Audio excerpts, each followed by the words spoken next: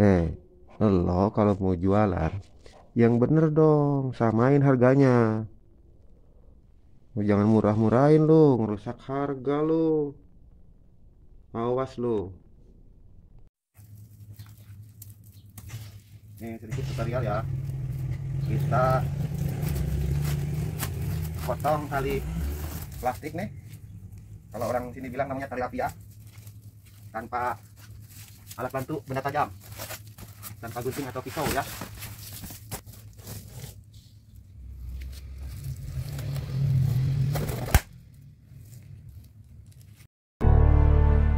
Halo bosku semua. Hari ini videonya kita eh, jual tabungan ya. Angkut-angkut kardus. Terima kasih untuk yang udah ngeklik video ini. Semoga rekan dan sahabat semua dimudahkan segala urusan kebaikan dan selalu dalam keberkahan. Cuplikan video di depan tadi merupakan salah satu resiko dari kita sebagai pedagang apapun, termasuk seperti yang kita biasa bahas di channel sederhana ini tentang usaha warung sembako, warung kelontong, toko sembako, toko kelontong, ide bisnis, ide usaha, ide bisnis kecil-kecilan tentunya, usaha apapun, tentang dunia perdagangan, termasuk sales kanvas, sales mandiri, sales motoris freelance, berjualan keliling. Yang mana resiko itu akan kita dapatkan ketika kita menjual produk dagangan kita lebih murah daripada kompetitor yang lain. Dan itu hanyalah sebagian kecil resiko yang akan kita dapatkan. Dan pada kesempatan video kali ini, kita akan bahas bareng-bareng apa resiko yang akan kita dapatkan ketika kita menjual produk dagangan kita lebih murah dari kompetitor. Baik itu resiko positif ataupun resiko negatif.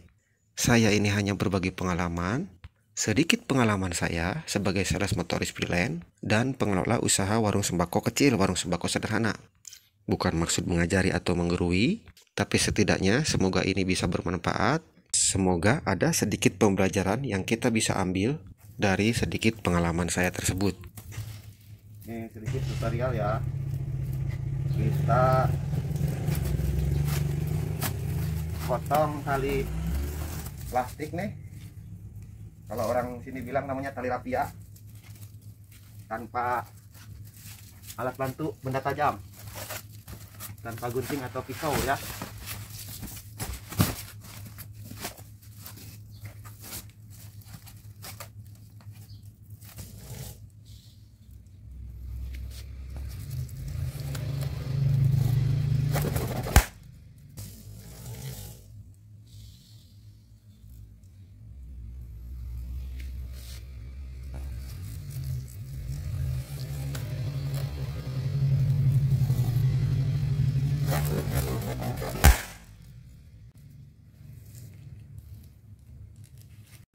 Baik, disadari atau tidak, ketika kita menjual produk dagangan kita kompetitif atau mungkin lebih ekstrimnya lagi disebut lebih murah daripada kompetitor adalah merupakan salah satu strategi marketing.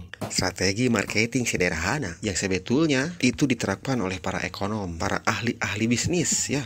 Yang merupakan salah satu strategi marketing untuk menjadikan penjualan produk dagangan kita lebih banyak, menjadikan pelanggan kita lebih banyak, dan tentunya kita akan mampu berkompetisi dengan para kompetitor. Hal ini bisa kita lihat atau bisa kita cermati di era perdagangan bebas ini, seperti halnya yang lagi ramai diperbincangkan oleh para ahli-ahli ekonom, yang mana produk Cina dengan harga murahnya membanjiri dunia perdagangan kita. Banyak sekali usaha mikro kecil menengah UMKM yang mulai merasakan akibat buruknya. Tapi ya lupakan, itu bukan bidang saya ya. Kita di sini membahas usaha warung sembako, toko kelontong, sales motoris freelance. Untuk urusan produk Cina yang membanjiri dunia perekonomian kita, perdagangan kita, rasa-rasanya bukan bagian saya untuk membicarakannya ya. Walaupun terkadang kita miris mendengarnya ya, melihat berita-berita tersebut. Sekarang kita kembali ke usaha kita, usaha yang kita jalani. Baik, ketika kita menjual produk dagangan kita lebih murah atau lebih kompetitif daripada kompetitor, itu merupakan salah satu bagian dari strategi marketing supaya warung kita atau toko kita atau usaha kita, produk dagangan kita lebih banyak yang terjual, menjadikan lebih banyak pelanggan, usaha kita menjadi ramai pembeli. Dan ini akan mengakibatkan beberapa resiko, diantaranya resiko baik dulu yang akan kita bahas ya. Yang pertama yaitu tadi warung kita akan menjadi ramai pembeli, banyak pelanggan, makin dikenal sama masyarakat. Kalau sebagai sales ya makin dikenal sama outlet. Karena produk yang kita jual juga lakunya lebih banyak, tentunya keuntungan yang akan kita dapatkan juga lebih banyak. Terus kemudian ditambah dengan pengelolaan keuangan usaha kita lebih baik, lebih terperinci, akan membuat usaha kita semakin berkembang. Nah, di antara risiko baik itu kita akan menemukan risiko buruknya ya, tapi bukan tanpa solusi. Baik risiko buruknya ketika usaha kita masih kecil, modal kita masih kecil, dengan kita mengambil keuntungan yang minim, tentunya kita akan repot berbelanja ya, karena stok kita kan sedikit. Terlebih lagi jika pembelanjaan kita harus belanja sendiri, nggak ada yang ngedrop langsung, nggak ada loper yang ngirim. Nah gitu, kita akan direpotkan dalam segi hal berbelanja ya. Untuk yang kedua, ketika kita mengambil keuntungan yang terlalu minim, kita harus pastikan bahwa keuntungan tersebut akan mencukupi biaya akomodasi operasional terhadap usaha yang kita jalankan tersebut. Terlebih lagi, kalau kita memiliki karyawan yang harus dibayar, itu harus diperinci, diperhitungkan dengan baik, supaya keuntungan yang kita dapatkan tersebut bisa menutupi operasional usaha kita. Lebih dari itu, sebetulnya soal menentukan harga jual itu dipengaruhi dengan beberapa faktor, termasuk diantaranya tempat atau posisi tempat jualan kita ya. Sebagai contoh sederhana, misalkan Aqua yang ukuran 600 ml itu, misalkan kita jual di warung sederhana kita yang posisinya ada di kampung, di perumahan, di pemukiman, menjual seharga 3.000, mungkin akan beda harganya dengan di tempat wisata, di kafe-kafe, di kantin-kantin, di tempat yang eksklusif, atau bahkan mungkin dijual asong seperti di terminal itu, aqua atau di bis-bis itu ya. Nah, maka dari itu perlu dijadikan bahan pertimbangan juga ya, ketika kita mengambil keuntungan dari suatu produk yang akan kita jual tersebut. Nah, berkaitan dengan cuplikan video tadi di awal, ketika kita menjual produk dagangan kita lebih murah daripada kompetitor, katakanlah warung sembako yang lain atau toko kelontong yang lain, atau mungkin para sales dengan sales yang lain, mungkin kita akan berhadapan dengan kompetitor yang agak sedikit jealous atau nyinyir gitu ya. Sepengalaman saya, itu akan terjadi kepada kita yang usahawan kecil, terlebih lagi ke para pemula ya. Saya juga waktu dulu awal-awal seperti itu, ada aja yang jealous, ada aja yang nyinyir seperti itu ya. Kenapa saya katakan ini terjadi kepada kita yang pemodal kecil dan para pemula?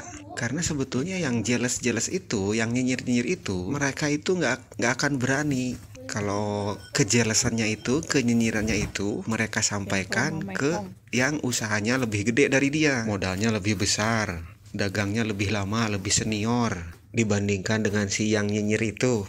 Nah, itu mereka yang nyinyir itu nggak akan berani menyampaikan hal itu ya.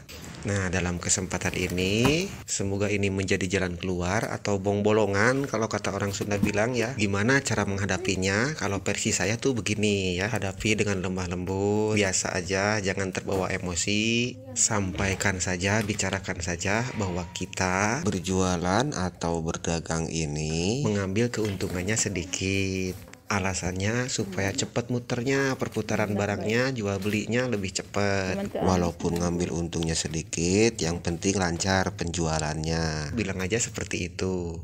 Atau bisa juga kita katakan, kita dapat belanjanya atau kulakannya lebih murah.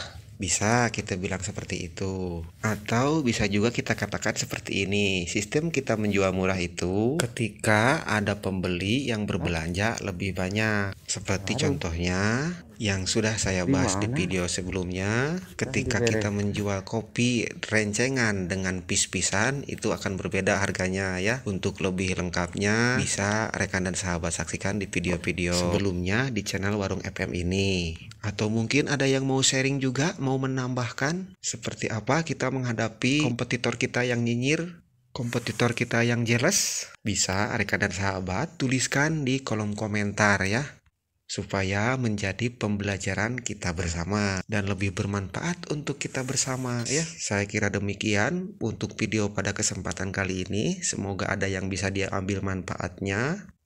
Salam sehat, salam bahagia untuk keluarga. Wabillahi taufik wal hidayah. Wassalamualaikum warahmatullahi wabarakatuh. Jangan lupa menjalani usaha kita ini dengan happy ya. Jangan dibarengi dengan stres. Niatkan saja kita berusaha, pasrahkan soal hasilnya itu, pasrahkan aja sama yang kuasa ya. Semoga bermanfaat. Sampai jumpa di video selanjutnya.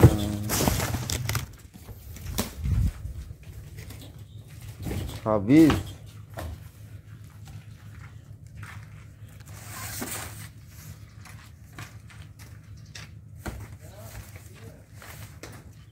Ada sayur asem nggak?